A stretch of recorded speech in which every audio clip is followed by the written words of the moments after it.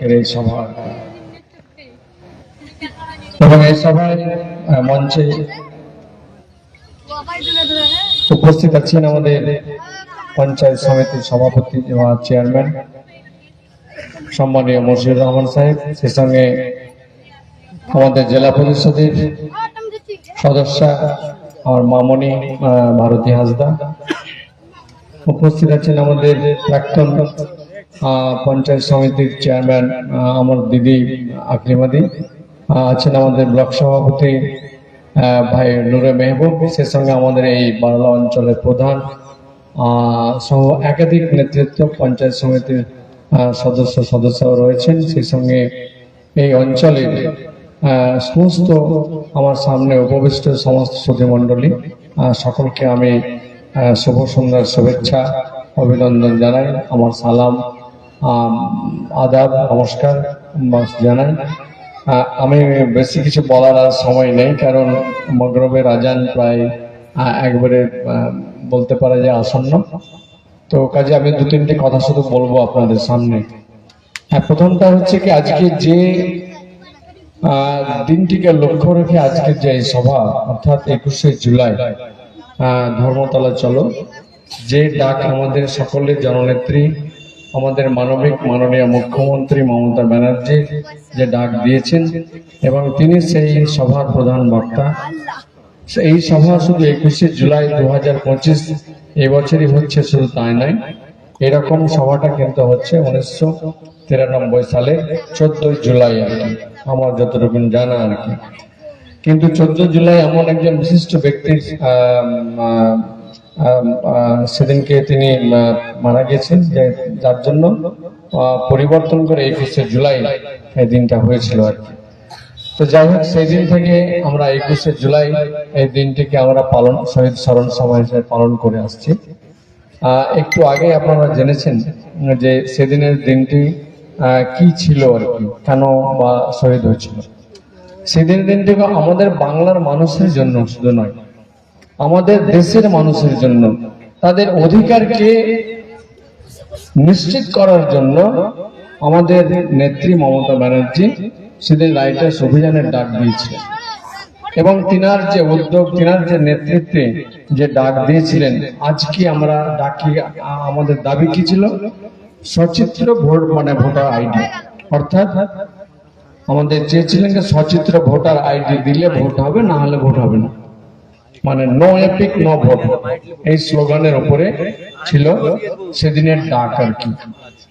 তো আজকে দেখুন, মমতা ব্যানার্জির যে নেতৃত্বে যে অভিযান হয়েছিল, সেটাতে কিন্তু শুধু বাংলার মানুষ উপকৃত হয়নি, সারা দেশের মানুষ, আমরা ভারতবাসী সকলেই কিন্তু আমাদের সেই মমতা ব্যানার্জির দাবি সেই ইলেকশন কমিশন মেনে নিয়েছে। তো কাজে নিশ্চয়ই যে সেদিনকে যে 13 জন শহীদ হয়েছিলেন, কয়েকশো মানুষ আহত হয়েছিলেন, তো সেই দিন 13 জন শহীদকে যে প্রতি বছর যে তেনাদের স্মরণ সভা করা হয়, শুধু তাই নয়, এই 13 জন শহীদ যে পরিবার, তাদেরকেও মঞ্চে ডেকে নিয়ে এসে তাদেরকেও সে সম্বর্ধনা দেওয়া হয়। তো এই যে আমাদের নেত্রী মমতা ব্যানার্জির যে মানবিক দিক, আমরা সকল দিক থেকে কিন্তু বুঝতে পারি, আমরা দেখতে পাই। এই 13টা পরিবারের লোক আসে এই মঞ্চে, তিনারা প্রথম সারিতে থাকেন আর কি। তো কাজে এই যে উদ্দেশ্যটা কিন্তু আমাদেরকে বুঝতে হবে কি, আমাদের নেত্রী আমাদের মুখ্যমন্ত্রী তিনি সকলকে সে সম্মানের জায়গাটা দিয়ে রাখেন আর কি, এবং দিচ্ছেন। পাশাপাশি তিনার যে উদ্যোগ, তিনার যে চিন্তা ভাবনা কে বাংলার মানুষের জন্য কাজ করা, তিনি প্রথম থেকে কংগ্রেসে থাকাকালীন তিনি চেয়েছিলেন যে বাংলার মানুষের এই প্রবলেম, এই সমস্যা এই হচ্ছে, এই বামফ্রন্ট সরকার এই করছে আর কি, এইটা করছে না। তো কাজে তার প্রতিবাদ করতে গিয়ে তিনি যথোপযুক্ত সে কাজ করার সুযোগ কংগ্রেস থেকে পাননি, যার জন্য তিনি দেখেছিলেন যে না, আমাকে আলাদা একটা প্ল্যাটফর্ম করতে হবে, যেখান থেকে আমি বাংলার মানুষের সেই কাজগুলো করতে পারবো। এবং বাংলার মানুষও সেই 2011 সালে প্রথমবার আমাদের নেত্রী মমতা ব্যানার্জিকে মুখ্যমন্ত্রী রূপে নিয়ে আসে। কাজে একবার দুইবার তৃতীয়বার মুখ্যমন্ত্রী হিসেবে আপনারা বাংলার মানুষই নিয়ে এসছেন। আমি পার্টির পক্ষ থেকে সকলকে কৃতজ্ঞতা জানাই। আমরা একটা সময় স্কুলে পড়েছি, সেই সময় দেখেছি যে আমাদের আজও মনে পড়ে বামফ্রন্ট সরকার কি কি করেছিল। আর আজকে আমরা দেখতে পাই যে প্রতিটি জেলায় আমরা দেখতে পাচ্ছি যে ইউনিভার্সিটি থেকে শুরু করে মেডিকেল কলেজ হাসপাতাল থেকে শুরু করে বিভিন্ন মহকুমার মধ্যে, ব্লকের মধ্যে আমরা সুপার স্পেশাল হসপিটাল এবং কলেজ তো বটেই, যে স্কুল কলেজের সংখ্যা কত বেড়েছে বা ইউনিভার্সিটির সংখ্যা কত বেড়েছে আমি পরবর্তী মিটিংয়ে আপনাদের সেই পরিসংখ্যানগুলো জানাবো আর কি। অনেক আমরা মানে সে অনেক দূর এগিয়ে গেছি আর কি। এখনো যেটুকু ডেফিসিয়েন্সি বা রয়েছে আর কি, আমাদের মুখ্যমন্ত্রী চাইছেন কি আমাদের রাজ্যের যে বকেয়া টাকাগুলো কেন্দ্রের কাছে পড়ে আছে, আমরা যে জিনিসগুলো ক্রয় করে থাকি তার একটা জিএসটি ট্যাক্স কেন্দ্রীয় সরকার নিয়ে থাকে। এই জিএসটি ট্যাক্সের একটা অংশ আমাদের রাজ্যের বিভিন্ন উন্নয়নে আবার টাকাটা ফিরে আসার কথা, যার জন্য আমাদের বিভিন্ন যে পাওনা, বিভিন্ন খাতের যে পাওনা, সেটা হচ্ছে 1,78,000 কোটি টাকা। 1,78,000 কোটি টাকা আমাদের রাজ্য সরকারের পাওনা কেন্দ্রের কাছে, অথচ কেন্দ্রীয় সরকার আমাদের বাংলাকে সে বঞ্চনার জায়গায় রাখছে, পিছিয়ে রাখছে। বাংলা যেন উন্নয়ন না হয়, বাংলা যেন উন্নয়ন থেকে বঞ্চিত থাকে, বাংলা যেন উন্নয়ন থেকে পিছিয়ে থাকে। কাজে এই যে কেন্দ্রের যে চিন্তা ভাবনা, এটাকে আমাদেরকে প্রতিহত করতে হবে। 2019 সাল, 2021 সাল, 2024 সাল আপনারা বিপুল ভোটে পার্টিকে জিতিয়েছেন। আমি আপনাদেরকে নতমস্তকে কৃতজ্ঞতা জানাই। আমি আপনাদের কাছে ঋণী, আপনারা আমাকে সাংসদ বানিয়েছেন।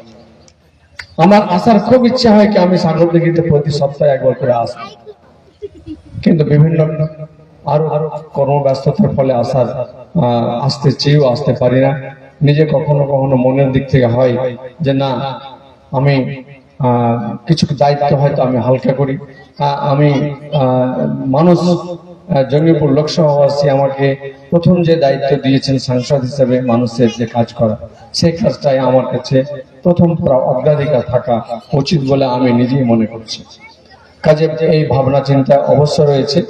রাজনীতি খুব পরিবর্তনশীল জায়গা, আজ আছি কালকে থাকবো কি থাকবো না সেটা আল্লাহই ভালো জানে। কাজে যতক্ষণ আছি সততা স্বচ্ছতার সঙ্গে এবং নিষ্ঠার সঙ্গে থাকবো।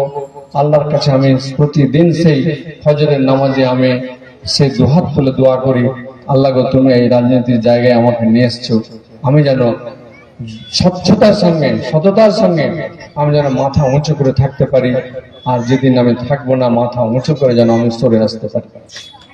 তো কাজে এই লক্ষ্য এই নিয়ে আমি চলছি। দোয়া করবেন, আশীর্বাদ করবেন যেন আমি এই লক্ষ্যটাকে বা যতদিন আল্লাহ আমাকে হায়াতে রেখেছেন আমি যেন সেই নেক নিয়াতে মানুষের পাশে থেকে মানুষের কাজ করে যেন আমার শেষ দিনটা যেন হয় আর কি। তো যে বিষয়টা আপনাদের কাছে বলতে যাচ্ছিলাম কি, আমি দুটো কথা বলে শেষ করব। প্রথমত হচ্ছে যে আগামী 21শে জুলাই যে বাংলার মানুষের যে অধিকারকে বা দেশের মানুষের যে অধিকারকে নিশ্চিত করার লক্ষ্যে যে সমস্ত শহীদরা শহীদ হয়েছেন তাদেরকে শ্রদ্ধাঞ্জলি যেমন প্রতি বছর যাওয়া হচ্ছে, এবারও ডাক দিয়েছেন আপনারা সকলকে আমরা যাওয়ার জন্য আমি আপনাদেরকে অনুরোধ জানাচ্ছি। আমাদের জঙ্গিপুর সাংগঠনিক জেলার জন্য গীতাঞ্জলি স্টেডিয়াম নির্ধারিত হয়েছে, সেখানে 18 জুলাই থেকে থাকা খাওয়ার ব্যবস্থা আছে। কেউ যদি মনে করেন আমরা আগে যাব যেতে পারেন, 18 জুলাই থেকে 18, 19, 20 জুলাই গিয়ে আপনারা যে যেমন ভাবে গিয়ে আপনারা অবস্থান করতে পারেন, থাকতে পারেন। আপনাদের খাওয়া থাকার ব্যবস্থা কিন্তু সেখানে আগের মতোই থাকবে আর কি।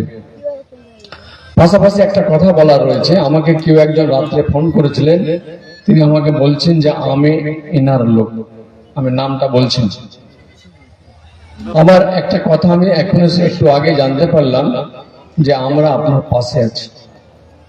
আপনারা সকলকে জানিয়ে রাখি আমরা হচ্ছে তৃণমূল কংগ্রেসের কর্মী। আমি খলিলুর রহমান, আপনারা আমাকে সাংসদ বানিয়েছেন, আমি কিন্তু সাংসদ পরে, আমি আগে দলের একজন কর্মী। আমি মমতা ব্যানার্জি, অভিষেক ব্যানার্জির একজন সৈনিক। আমার ভাবনা হচ্ছে এটাই, আমরা কোনো বিভেদ নাই, কোনো বিভাজন নাই, প্রত্যেককে মর্যাদা সম্মান দেবেন। আমি ব্লক সভাপতি, অঞ্চল সভাপতি আছে, আমি তিনাদেরকে বলছি প্রত্যেক মানুষ তাদের সম্মান মর্যাদা রয়েছে, তাদেরকে সম্মান মর্যাদা দেবেন। কোনো অভিযোগ যেন না আসে।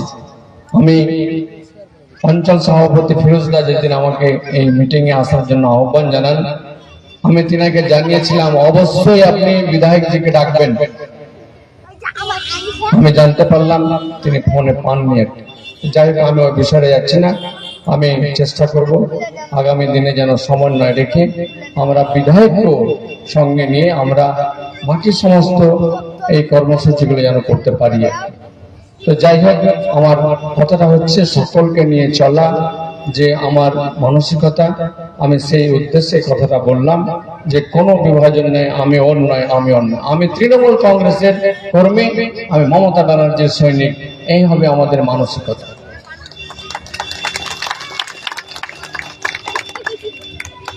নিশ্চিতভাবে আজকে সময় থাকলে কিছু আরো বলার ইচ্ছে ছিল, কিন্তু আমি বক্তব্য এখানে শেষ করছি। 6:30 পার হয়ে গেছে, 31 মানে বলতে পারা যায়।